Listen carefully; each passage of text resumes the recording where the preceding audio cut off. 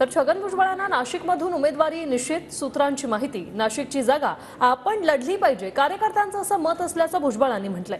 नाशिकच्या जागेबाबत चाचपणी सुरू असल्याचंही भुजबळ म्हणाले।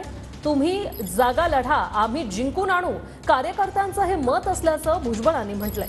नाशिकचा जो कोणी उमेदवार ठरेल त्याला निवडून आणू, असं भुजबळ म्हणतात।